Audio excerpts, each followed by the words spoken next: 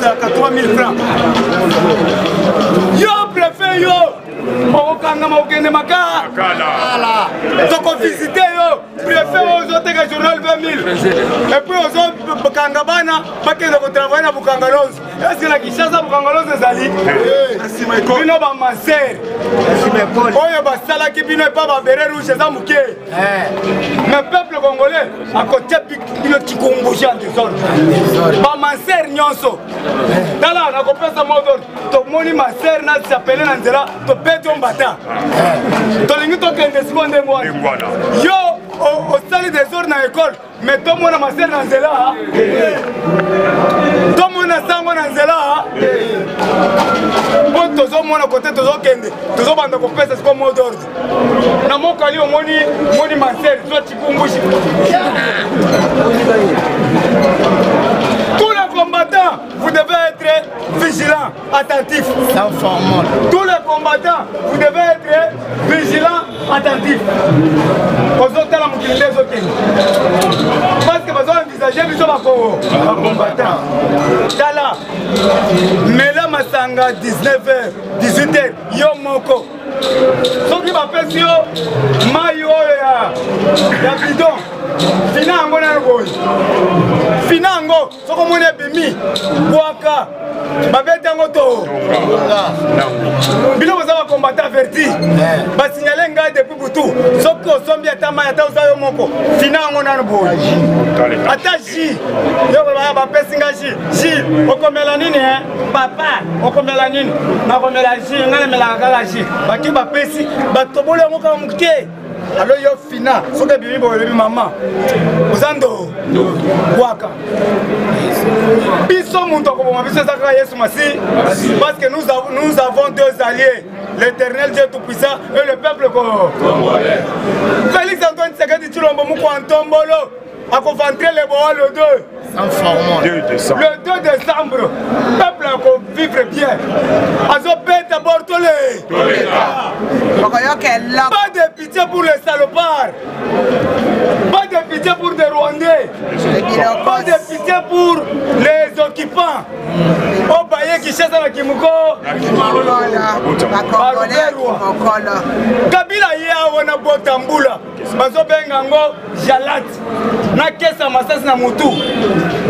Ayebi ata français te ayawa hapa ni kwetu hapa njo kwetu alobi la guerre sera longue et populaire mais guerre koma ki individuel la kati ndako na moko to lamuke na tongo bana wo musée ya biso ni na kati attaque yi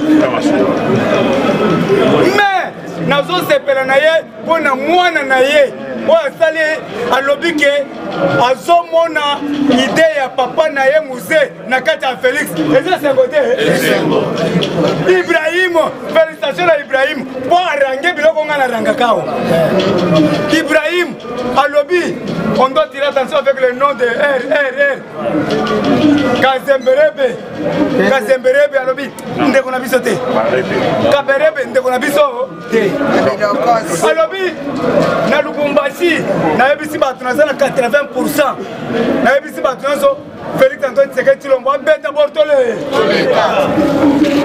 Merci à Ibrahim. A félicité bawo nyonso na ba peuple congolais o ba bikisaka ye. Alobi soki jour wana ba bikisaka ngai te. Na lingaki bangando osibali ngai. Na kinga kati. Abelele yango bien. Alobi naza combattant averti. Awa tozana sengo parce que muko Antombolo aza na pouvoir. Alobi pour président Zakami balé misatu te. Aza président mo na yango. Chinois,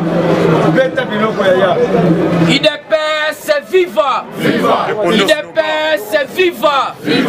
IDPS viva! Félix, président de la République, bonjour les sous. Fatibé. Chilomboube. Momaïbe. Mukishibe. Dans un trou des lions ne peut pas survivre. L'un cherchera toujours à éliminer l'autre.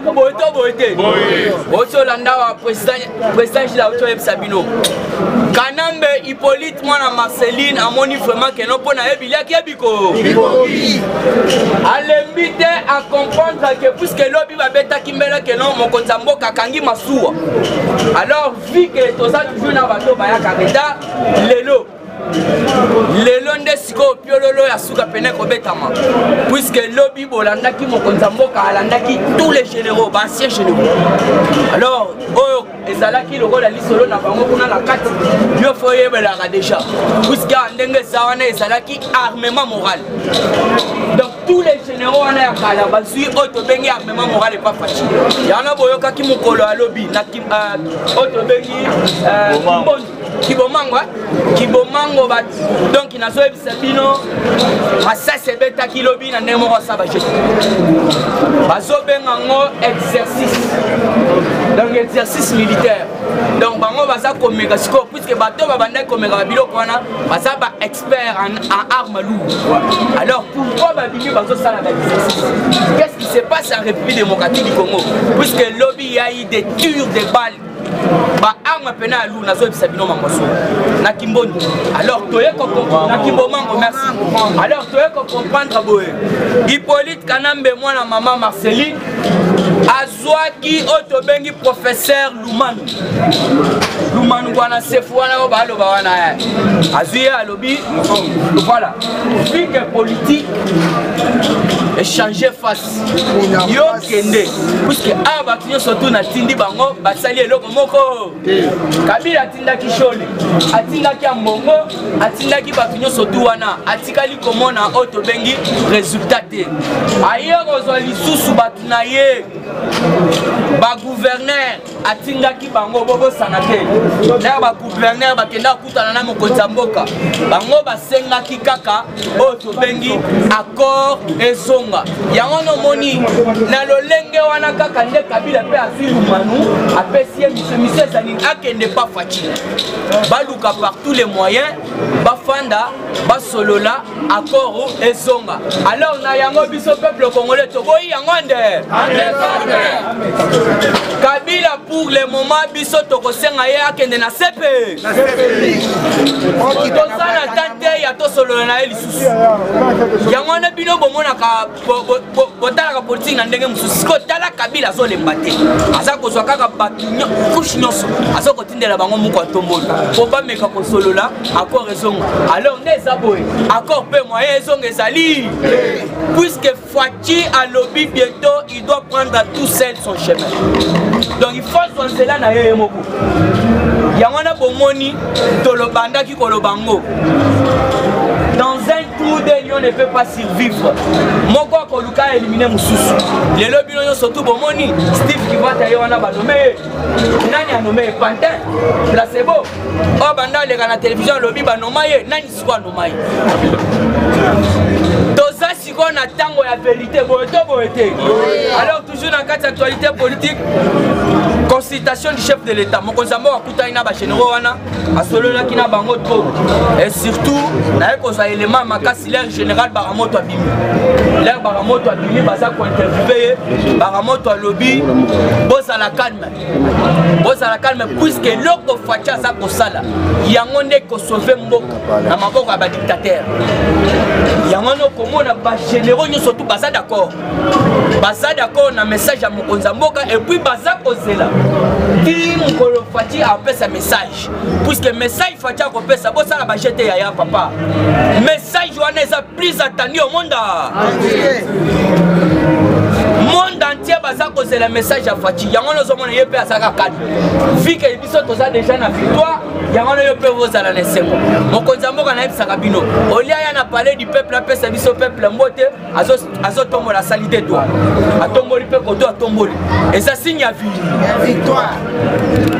Donc match est terminé biso nde toza na victoire puisque soko tali bien Fatia za attaquant makasi FCC balaki ebele plus de 500 quelques mais Fatia a contré bango yemoko tout seul yano yokaki Moïse alobaki yango je sais que le combat que tu es en train de combattre eza un combat ya makasi et puis ndenge zana na yebi ko za yomoko mais malgré nous surtout yo za toujours vainqueur yano moni place to ça ce qu'on a milité au Kabila alingaki malisa alingaki kende c'est là c'est alors puisque atali déjà na likolo baboya kende jet eza bloqué na niveau aéroport alors y a vision na ye ezaka akita Lubumbashi puisque na Lubumbashi kuna déjà basana complot basana kabalo basana déjà na John puisque John Numbi asana ba élément au Kabila basana na bango en connivence alors pourquoi toujours à ça olinga à rejoindre Lubumbashi yango moni pour le moment alinga kende à travers Bandundu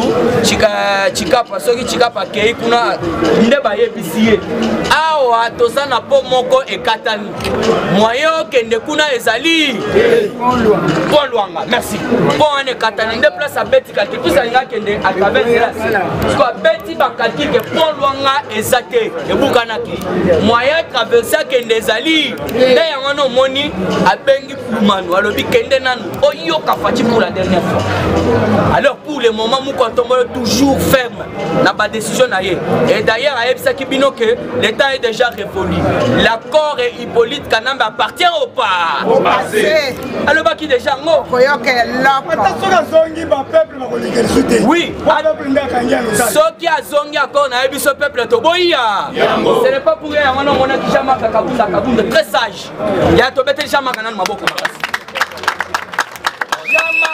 sa décision à tout naki biso peuple alors bi peuple yondo za lokola souverain primaire libala oyo bino bozolo bakaka libala corps à corps entre Fatia na Kabila bino bolingi yango toboya kiboto bote nde place wana Jean-Marc alobi banda lelo fini nako donc coalition ça lisusu te na bandaki koyebisa bino leo ozana mutu na cop moyen trahir yezate alors pour le moment biso na Kabila ezate ya ono monisco to sala ba manœuvre militaire ba coup de tir et bandi ko beta mandezom alors vous devez comprendre que non Fatia doit prendre tout seul son chemin puisque pour le moment Azal déterminé pour la vision avec le Congolais des ango Kanata so comme président Union africaine donc ça toujours dans cadre ya auto bengi ba coalition non ça je dis non puisque ba Idriss Déby obino tout bolanda ki wana baza ba grand ba dictateur Afrique alors moi batwana nyo surtout bazali koya na vision kaka ya kenon Fatia zongela Kabila bafanda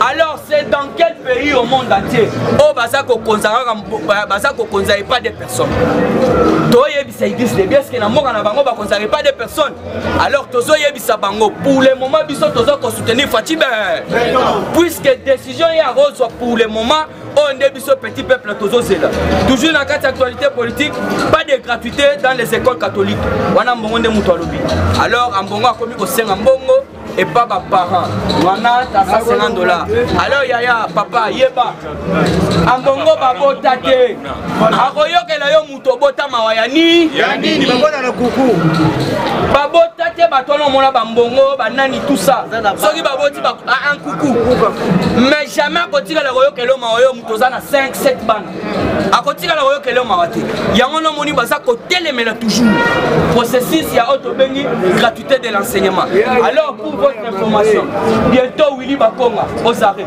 oui Willy Bakonga bientôt aux arrêts ça na viseur déjà ya justice tobandaki kobelela ngwawa Willy Bakonga kei na est a ronflé liste a sali liste a sali auto bengi complaisance hein azui bana kasi azui bana noko ba pêcheur banane a kotisi bango na liste ronflé na ba chasseur liste ronflé moyen sikoyo ba futa bango ezate et d'ailleurs bongo zoya ya zozo yango azocha na poche na ye nde yango no moni mokonzi ya IGF Gilles Lengeta en tout cas auto zo ko féliciter makasi bato boso bazata 3 4 bon déjà donc corruption lingeza la tout puisque tu peux comprendre bato yo surtout basala déjà auto bengi corruption ba baza ko trahir Fatia baza déjà na visée ya justice yango no soko landi bien IGF alobi boy mutu nyonso tu oyo aza na problème na IGF moyen bimambo kezali yango na moni milelo bakomi kolela toujours na kati actualité politique. Bernard Taishime a rendu visite na Otobengi Vital Kamerhe place wana na linga otire beaucoup d'attention Fatibe Vital Kamerhe abela te bitali biso l'air ya bandaki koyiba mbongo bazwa kimboka oyo lokolo ndire ba bien privé na bango alors abelaki mais lelo bakangi et d'ailleurs tozo ebisa edi kapenti lelo asana boloko na ba bimisiete malgré autre chose merci de grâce kanata ko bima alors afandi kuna pas plus de 20 ans 19 ans atikala kolela te on azobela tout ça ceci c'est là oyo autre bima jongo na ba jomi ndongala basanza makila kuna yango na tozo ebisa Bernard bon condamné était Bernard alobi l'air na kei Nathalie Kamerhe nasa ko souhaiter alobi te kabima alobi toza ko souhaiter akende kozwa soin libanda alors s'il vous plaît soin akokende kozwa ngo na mboka ni mboka nyonso toute ya libanda eza na coronavirus sko akokende wapi donc eza ba manœuvre ou soit caprice ya Otobengi prisonnier un prisonnier a ses caprices alors il faut bien comprendre Bernard alobi te kabima a souhaité alors ndena yangwana biso peuple congolais tolobi ete prisonnier na biso Kamerhe azala kaka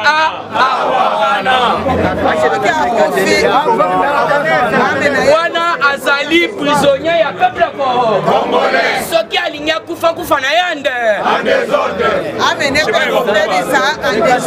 koti lelo alingi kozongisa yoyo ya bana te boyote yango nalobaka kaka mutu wana azwi mboka kotisi na crise mbongo ya réserve ya république démocratique du Congo ye azwango ya itizan mboka etikali na crise ebongo ye soki apike crise mabezawa toujours na kati actualité politique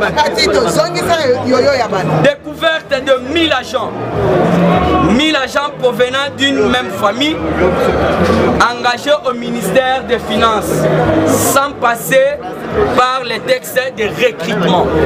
Donc le ministère des Finances va découvrir 1000 personnes engagées d'une même famille sans passer par les textes de recrutement. Donc des alargues on les qui na texte ya ba recruter donc va constater 1000 personnes d'une même famille donc la famille wana kaka ndenge zalaka ba ye ba sali ata texte mon côté alors ndé yangwana ba ke ko découvrir na ministère ya finance alors ndé zaboye junior mata asalaki moi révélation wana toujours na carte actualité politique poto que kochité Gilbert Kankonde vient de confirmer ba Atiluko comme la seule autorité morale de l'AFDC. Il y a un plan. Ce que moi déjà Gilbert Kankonde, puisque lobby na Epsa Kibino, plus de quelques députés, au Baklanda qui n'est pas cool, bah juger bon bah lobby, quand on te perd un mandat, ok pas bah tu alors on a minute lobby Gilbert Kankonde lobby AFDC ça yo bah ati. Soit yango muto ko lobby sous pour le moment azate. Alors qu'est-ce qui se passe? Puisque bah ati ne muto za la majorité bébé. Pour le moment exagé à calculer, on a Epsa Kibino. Politique est commis en mathématiques. Alors il faut comprendre, tout ça qu'on a une nouvelle majorité. Oye kosunga fati pour ça na musala. Yangana na koeb sabino, tout ça déjà na 9 regroupements. Oh bazana sima fati. Et puis pour votre information, le but est que la regroupement ya AAAB. Ba longwe na ngambo kabila et pas fati beto. AAAB. Yangana na ebisi bino, babilo ko wana basala ki yango na ndenge moko kaka ya ba créer le kabila ba regroupement ebele. Yope pour le moment yeba ke babilo ko nyoso tu wana ba AFDC ba AAA yango nyoso tu e pas fati beto yango na webisa yo yope zala toujours au sage batu wana ndenge basoya wana ba comprendre déjà puisque lobby soko tali bien Otobengi consultation bazala ke belé puisque ba yeba ki ke lobby e osuka metala na sande bato ala ke belé le londe to kosuki sana banani mokonza mboka akosuki sana ba parti politique nyonso alors ce que yoki ba parti o ezala na FCC baye koloba te ke invité FCCT tous les partis politiques il y a République démocratique du Congo bakoya selon aux invitations. Alors ça on appelle regroupement morobo ya FCC yé kolobate que ba bengsaki bango puisque les londe il faut pas mettre fin. Alors pour mettre fin il faut yamba ayoka pe moi ba parti politique au pena bazana auto bengi bazana nini bazana moi kolobe pas mokonza mboka bao ya biso pe bakozala IDPS akozala batuni surtout bakozala pour mokonza mboka ameka koyoka pe bango. Toujours dans cette actualité politique, le président de la République lobby l'air Tomoni a sali consultation là-bas général. Tomona qui va général nous surtout va se payer. Alors ba mususu basala ki libanda. Ba basala ki libanda ba lobby et loko yo mokonza mboka sali et ça donc à sa premier citoyen congolais il a organisé le Kwabo. Parce que le Kwabo son nango ezalaka nini? Sor ya le Kwabo ezalaka kaka mboka ezalaki freiner et au longwe na freinage ce que je suis en marche les trains en marche. Il y a un Yolanda qui Félix c'est très sage aloba kini aloba ki boye soki kaka na silisi ko consulter nga moko président na koya ko pesa bino o ezali ba décision na ngai ya ono koyoka déjà na décision déjà bandaki ko après ça qui déjà mitindo classique nous surtout à FCC bimanante pour le moment puisque tout ça déjà attend un virage ya nazo biso moi na papa Félix moi na papa Etienne pour le moment appeli soko tali bien bikolo ya appeli moto bato yo surtout babandaki koloba moyen baloba lisusu ezaki Hollandi te Julien Palou alobi j'apporte mon soutien au président de la République Lola Kisanga alobi en tout cas le président de la République oyo ya kosala pour le moment ndeko sauver mboka. Alors pour la chité na pesa bino information ya Otobengi madame Amida Chatir mokolo alobi falaki akende mais selon nos informations totikali ko informations moko teka kendaki. Alors faut koyeba que non au jour où koya et qu'on s'allait sikoyo Otobengi en cas de force majeure. Alors on a bino pona lelo na sukiwana. Africa cool, et après cool, Africa cool, après cool, le quoi cool matopi, cool. Africa Cool, c'est la destination de prédilection pour une communication optimale. Longo Dianabino Mama. Merci beaucoup. Vous voulez le Congo? Pour que le Congo devienne cool, pour suivre les cool analyses, alors revenez et abonnez-vous massivement. Bobozana Moana, massivement. Africa Cool. Équipe Mobimba et Africa Cool. Bah, félicitations. Et au moins, une chaîne impartiale. Et le rôle de Babino, vous méritez le soutien de la population ainsi que des institutions compétentes. La chaîne Nabiso Africa Cool. En tout cas, les chaînes y a bien. Et puis, vous êtes très rapide. Ils sont très rapides. Et les chaînes moko, bako ça a bien confiance. En tout cas, nazo senga na bato oyo nanu ba souscrire te bazwa. Donc, ils ont vraiment neti oyo balobaka ki buka lelo, lamba lelo, lia lelo. Donc, ils ont kitoko na sepeli na bino, na sengi na bato nyonso bo souscrire ebele boko za la dessus te.